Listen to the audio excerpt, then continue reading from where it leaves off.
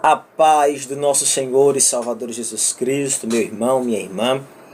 Quem vos fala aqui é nosso irmão Erivan Abreu, presbítero pela misericórdia de Deus. Nós estamos adentrando na última lição desse trimestre. Um trimestre abençoado, onde nós aprendemos sobre as sutilezas de Satanás contra a Igreja de Cristo. E nós estamos nesse encerramento. Desde já eu quero agradecer a cada um de você que esteve conosco até esta última lição, até esta lição maravilhosa e riquíssima que queremos adentrar. Deus abençoe poderosamente a tua vida, em nome de Jesus Cristo.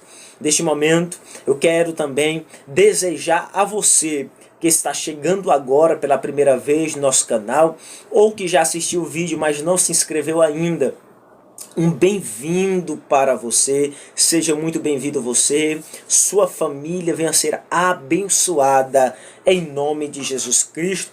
E eu quero também a você que já faz parte aqui da nossa família, sejam bem-vindos para mais uma lição.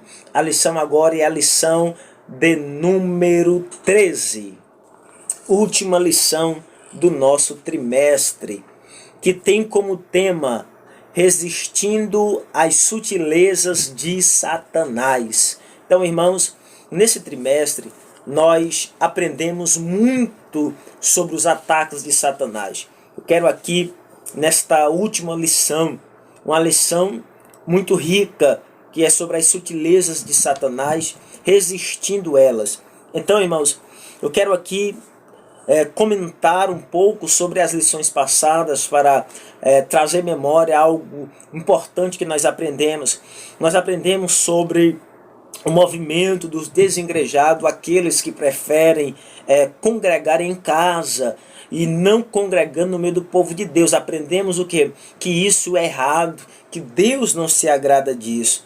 Nós aprendemos também sobre a normalização do divórcio, que muitos agora acham normal divorciar e casar de novo, sendo que a Bíblia também não é contra isso. Nós aprendemos na lição de número 11 sobre as mídias sociais. Irmãos, o que tem destruído muitos lares é a mídia social, porque em vez de nós aprendermos a controlar as mídias sociais é quem tem nos controlado, mas também aprendemos que através das mídias sociais nós pregamos, propagamos o evangelho. Por quê? Porque aonde nós não podemos chegar, a nossa voz ecoa e o nome de Jesus é glorificado. Então aprendemos como estudar. Agora, nessa nossa última lição, nós iremos aprender o que, irmãos? Sobre resistindo às sutilezas de Satanás. O nosso texto áureo diz assim: sujeitai-vos, pois, a Deus, resisti ao diabo e ele fugirá de vós. Tiago, capítulo de número 4, versículo de número 7. A nossa verdade prática, a submissão a Deus, é a forma mais poderosa de resistir ao diabo. E a nossa leitura bíblica em classe se encontra em Tiago, capítulo de número 4, do versículo 4 ao versículo de número 10. Faça essa leitura. É muito importante nós fazermos esta leitura. Então, irmãos, diante dos diversos ataques contra a igreja, que foi o que nós aprendemos nesse trimestre contra a igreja de Cristo, as nossas armas, nós temos que entender que para nós vencermos, as nossas armas não podem ser carnais. Precisamos compreender o que de fato está acontecendo, mas a nossa maneira de reagir deve ser o que? Bíblica e espiritual. Nós só vencemos através de leitura, de oração e de jejum, pois a nossa luta não é carnal, como está na carta do apóstolo Paulo a Efésios, capítulo de número 6, do versículo de número 10 em diante. Como o cristão deve se armar para isso, para combater essas armas satânicas que está tentando abater a igreja. Isso passa pela submissão de Cristo, pelo comprometimento de quê? Das Escrituras Sagradas, pelo comprometimento de ter uma vida cheia do Espírito Santo e, finalmente, também termos compromisso com a igreja local. Só iremos vencer isso se nós tivermos comprometimento com a Escritura, obedecer ela, como está escrito aqui, ó, sujeitai-vos a Deus. O que é sujeitar a Deus? É obedecer, cumprir os seus ensinamentos. Então, se nós cumprimos os ensinamentos de Jesus Cristo, o diabo, aleluia, ele vai fugir. Por quê? Porque quando nós cumprimos isso, nós resistimos o que o diabo tem para nos oferecer e o que o diabo nos oferece, aí quando nós resistimos, ele foge. Então, a submissão a Deus, a obediência a Deus é a forma mais poderosa que nós temos para vencer o inimigo, para resistir às tentações satânicas, para vencer as afrontas. Então nós observamos o quê?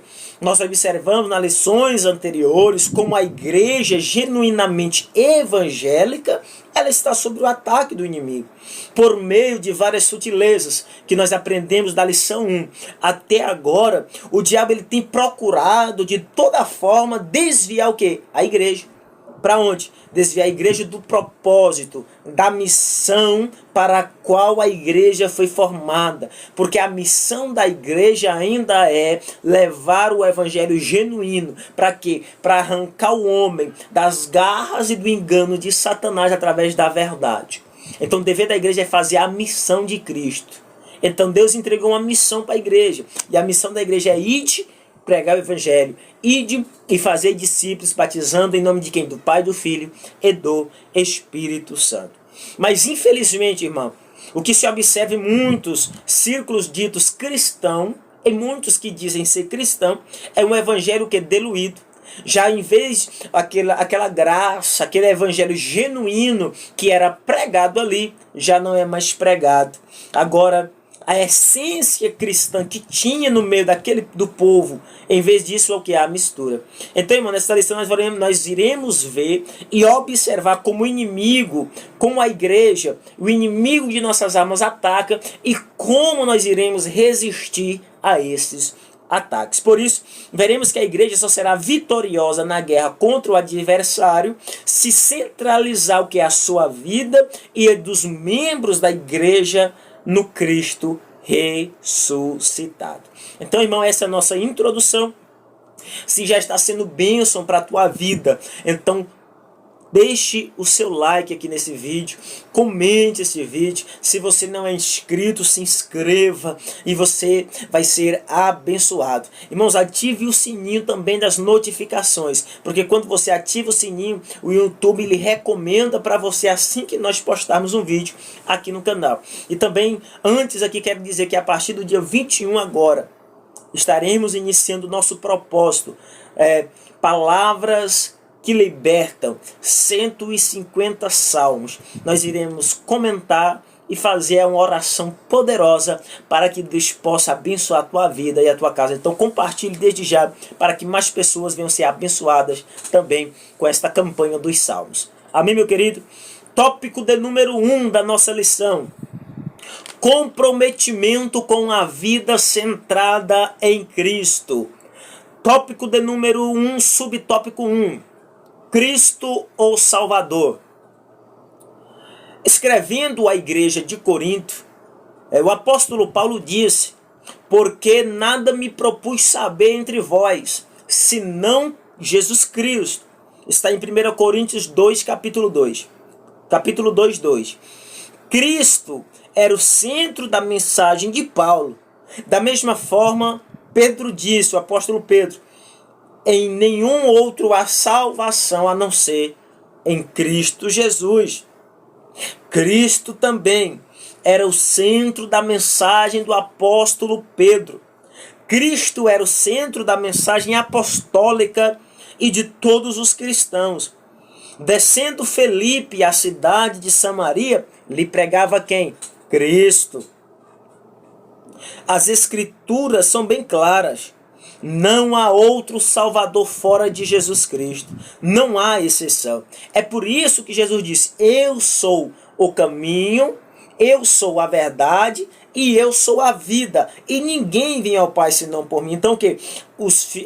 A igreja primitiva, os apóstolos, todos ali, o centro da sua pregação era Cristo, era uma pregação cristocêntrica.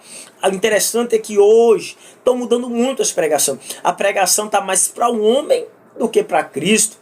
Pregamos mais sobre o homem do que sobre a pessoa bendita de Jesus Cristo. Então, a pregação, o centro da nossa pregação tem que ser Cristo, o Salvador. Segundo tópico. Se por um lado a igreja não deve esquecer de proclamar Cristo como o único Salvador, por outro jamais deve esquecer que Ele é também o nosso único Senhor. Porque ter Cristo como Salvador é uma coisa. Ter Cristo como Senhor é outra coisa.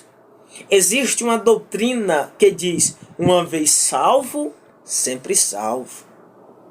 Mas quem quer o Salvador tem que aceitar Ele como Senhor. Tem que obedecer a Ele. É por isso que quando um cristão ou a igreja se esfria e se afasta da fé, Cristo é logo tirado. E quando Cristo é tirado, outras formas de culto, outras filosofias, ideologia passam a ganhar espaço. E quando passa a ganhar espaço na vida daqueles que quer Cristo como Senhor, daqui a pouco Deus não é mais Salvador. Deus não é mais Senhor, mas sim somente Salvador. Por quê? Porque deixou a frieza, deixou a fé esfriar. E aí Cristo, ele vai desaparecendo.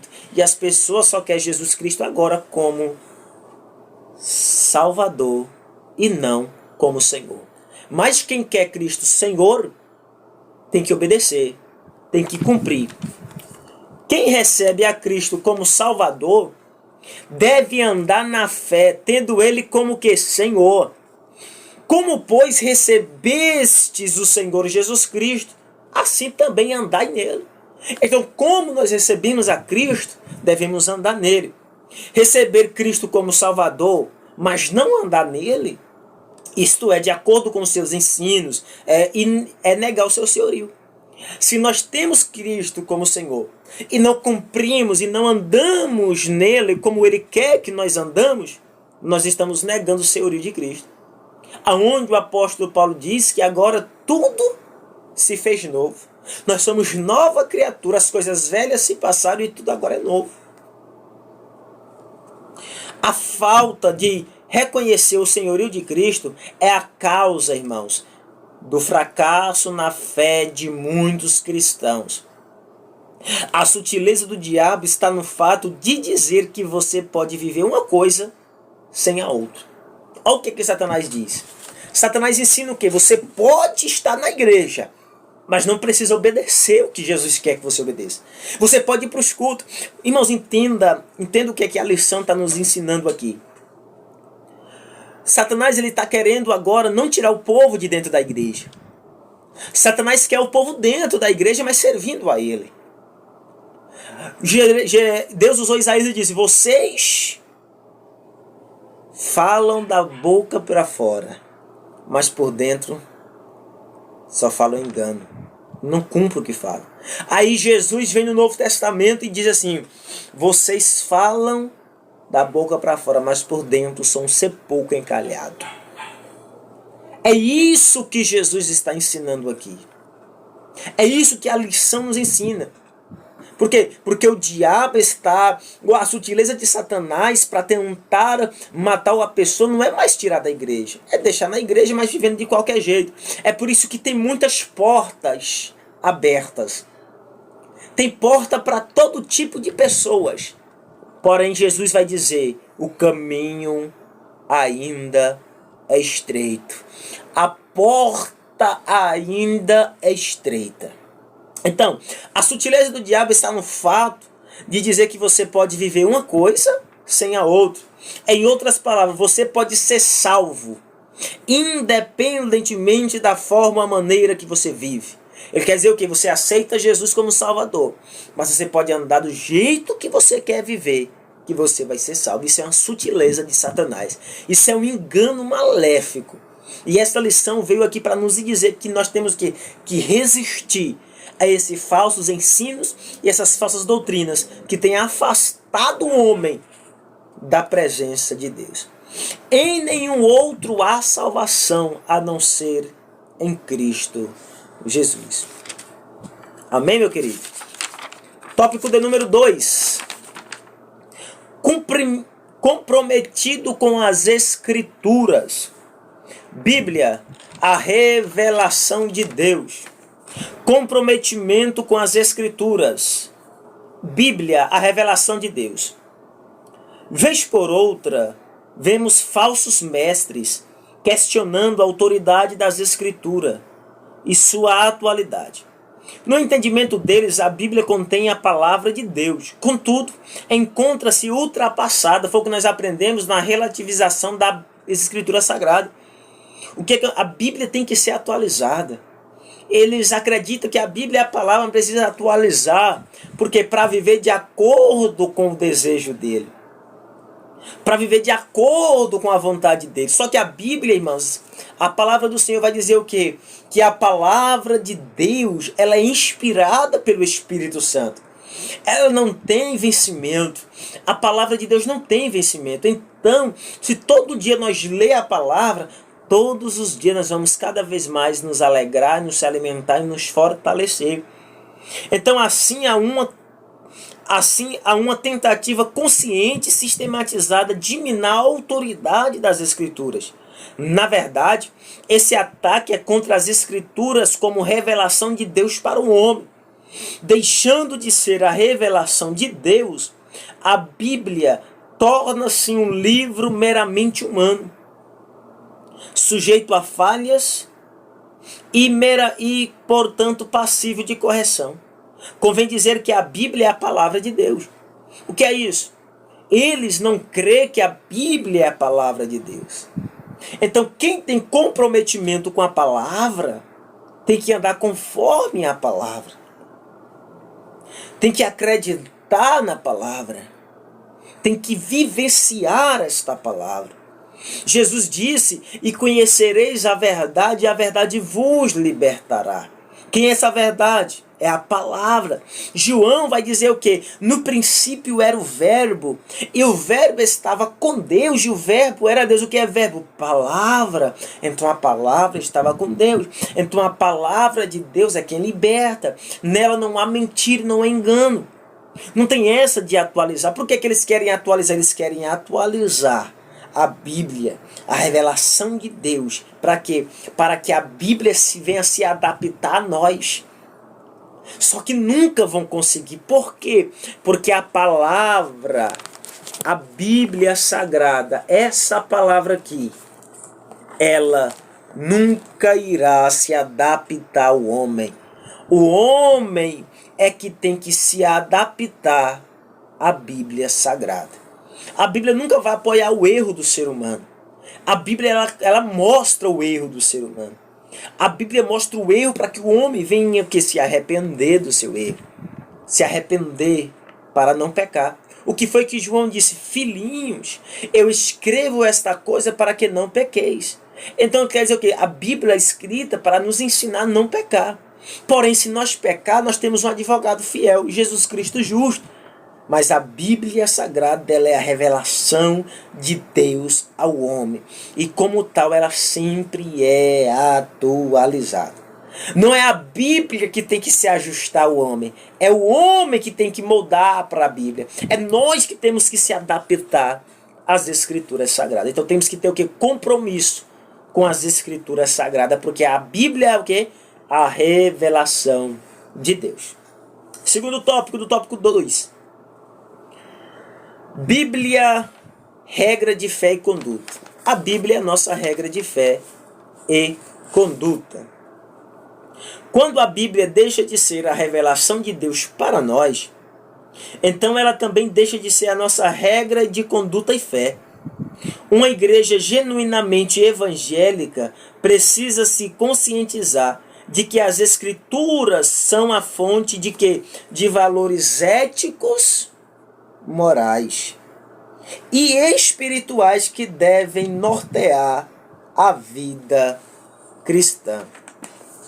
Então a palavra do nosso Deus, Hebreus capítulo 4, versículo 12, diz assim, ó: porque a palavra de Deus é viva e eficaz, mais penetrante do que espada de dois gumes, e penetra até a divisão da alma do espírito e das juntas e medulas, e é apta para discernir o pensamento e intenção do coração. Então a Bíblia, ela tem esse poder. A palavra, ela é viva. Ela vai de encontro, ela discerne os pensamentos e intenção do coração do ser humano. Se não fosse a meditação das Escrituras, o cristão se encontraria desnorteado na sua caminhada, sem saber o que fazer. Se não fosse a Bíblia para nos dar direção, nós não sabíamos o que fazer. Nós vivíamos ao léu, sem saber para onde ir, como fazer. Por exemplo, dos malefícios da idolatria, se as sagradas Escrituras não nos orientassem sobre isso, nós éramos idólatras. Nós íamos continuar na idolatria. Da mesma forma, como nós saberíamos que o adultério, o divórcio, a ideologia de gênero e etc. são práticas danosas que corroem e destroem o modelo da família idealizada por Deus? Através da palavra. Se não fosse a palavra, era normal adulterar, era normal divorciar, era normal aceitar a ideologia de gênero, homem querer ser mulher e mulher querer ser homem. Era normal. Mas a Bíblia, que ela é o centro de tudo e que tem nela é verdade, ela nos alegra e nos ensina a fugir desses ataques sutis de Satanás. Por isso que é sutileza, que o Satanás vem com um paninho de algodão, um pezinho de algodão, você não vê. Quando dá fé, ele já adentrou e fez bagaceira na vida do homem e na vida da mulher. Então, irmãos, somente por intermédio da Bíblia temos orientações seguras e precisas sobre muitos assuntos. Amém, meu querido? Então, a Bíblia é a nossa regra de fé. Nós acreditamos nela, vivemos ela, andamos por ela, somos guiados por ela e vamos para o céu crendo nesta palavra. Tópico de número 3.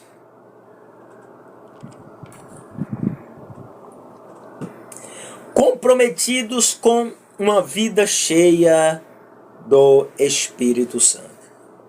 1. O Espírito Santo no plano da redenção. É o Espírito Santo que conduz o homem a Cristo. É o Espírito Santo que conduz o homem a Cristo. João, capítulo 16, versículo de número 8. João, vou ler para os irmãos aqui, capítulo de número 16, versículo 8. Diz assim a palavra do nosso Deus: e quando ele vier, convencerá o mundo do pecado, da justiça e do juízo. Do pecado, porque não creram em mim. Da justiça, porque vou para meu Pai, e não me vereis mais. E do juízo, porque já o príncipe deste mundo está julgado. Então o Espírito é quem convence. O Espírito é quem leva o homem até Deus. O nosso papel é o que? Ser apenas instrumento dele, pregando a palavra, anunciando a palavra. O Espírito nos trouxe a Cristo. Contudo, precisa ser dito que viver em Cristo e na prática dos princípios bíblicos é impossível sem a ajuda do Espírito Santo. Então, sem a ajuda do Espírito Santo, irmãos, é impossível nós andar com Cristo. Por quê? Porque quando Jesus escreveu em João capítulo 14, eu vou para o Pai, mas não vos deixarei órfãos, eu vou mandar outro Consolador. Ele vos testificará e vos lembrará de tudo aquilo que eu ensinei. Então, irmãos, o Espírito Santo, ele o quê? Ele é quem guia. Nós temos que ter o quê? Nós temos que ter o fruto do Espírito. Então, irmãos, o apóstolo Paulo deixa esta lição bem clara quando escreveu os capítulos 6, 7 e 8 da sua carta aos Romanos. Ali ele mostra que é possível ter a consciência do pecado, lutar contra ele e assim mesmo continuar subjugado. De acordo com o apóstolo, foi por meio da lei do Espírito de vida que o cristão pode vencer a lei do pecado e da morte. As Escrituras exortam o cristão a andar aonde? No Espírito, como única garantia e não satisfazer os desejos carnais. Gálatas 5, capítulo 5, versículo 16 diz assim, ó: portanto vos afirmo, vivei pelo Espírito, e de forma alguma satisfareis as vontades da carne, porquanto a carne luta contra o Espírito, e o Espírito luta contra a carne. Eles se opõem um ao outro, de modo que não consegue fazer o que quereis. Então é uma briga constante, irmão, entre a carne e o Espírito. Temos que lutar. Então, sem o Espírito Santo é impossível vencer as sutilezas de Satanás. Precisamos do Espírito Santo para nos guiar, para nos ensinar a fugir. Segundo subtópico do tópico 3, a vida cheia do Espírito. Há uma obra do Espírito no interior do cristão que o santifica para Deus. Podemos dizer que essa é uma obra consagradora do Espírito. Fomos purificados do pecado por quê? Pelo sangue de Jesus Cristo.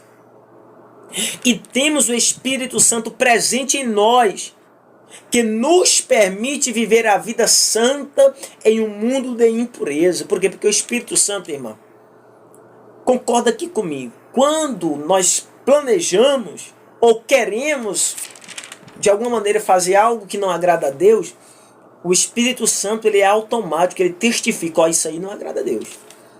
Isso aí não me agrada. Foge.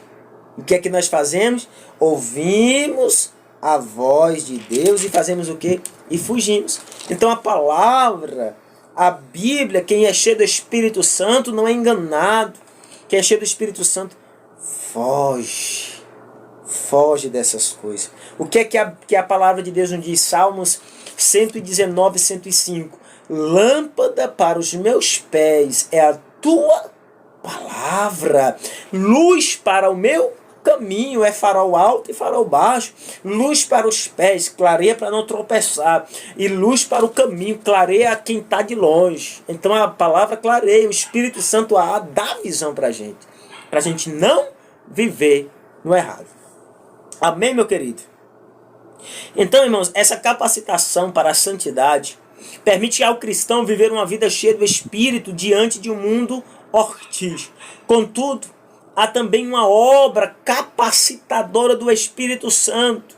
Essa capacitação diz respeito que à habilitação do crente para ser um testemunha eficaz de Cristo no mundo, bem como o viver vitorioso no Espírito Santo. Então, é preciso buscar uma vida cheia do Espírito, em que somos conduzidos e dirigidos por Ele.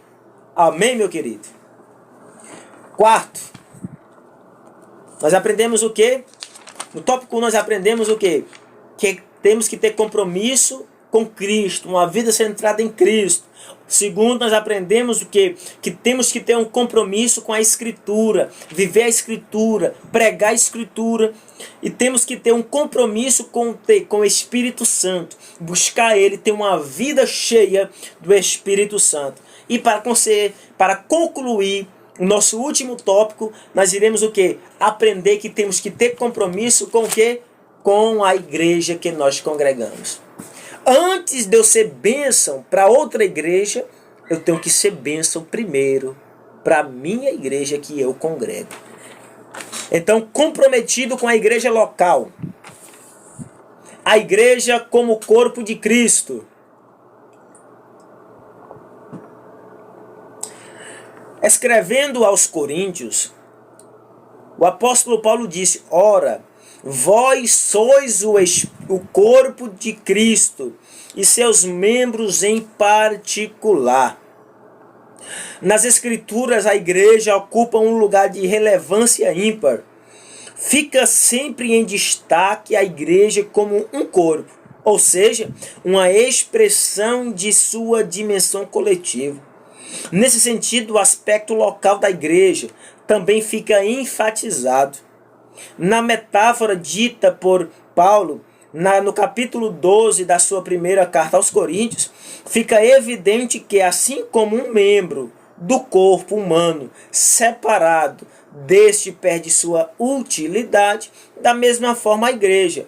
É por isso que não existe cristão legítimo fora da esfera da igreja como corpo de Cristo.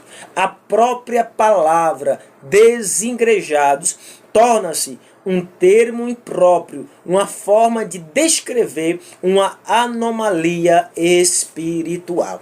Então, irmãos, você vai observar, se alguém, um exemplo aqui para você entender esse tópico que nós estamos estudando. Se alguém sofre um acidente e é amputado ou arrancado fora o braço ali na hora do acidente, fora do corpo, aquele braço não volta mais para o lugar. Ele faz o quê? Morre. Não há mais vida no braço. Se perder uma perna e arrancar a perna do acidente, aquela perna que foi arrancada não consegue mais ser restaurada. Ela morre. Assim é o cristão que está fora da igreja. O cristão que não faz parte de uma igreja, ele está morto. Ele está destruído. Não há vida nele.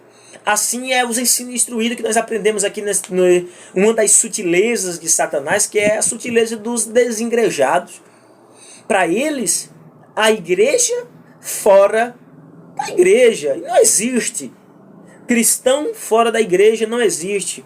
Então, quando nós estamos fora da igreja, fora do corpo, sem congregar, sem cultuar com os irmãos na adoração a Deus, nós somos mortos. Então não tem como um corpo, irmão, ficar desajustado. O corpo sem o membro, ele continua andando.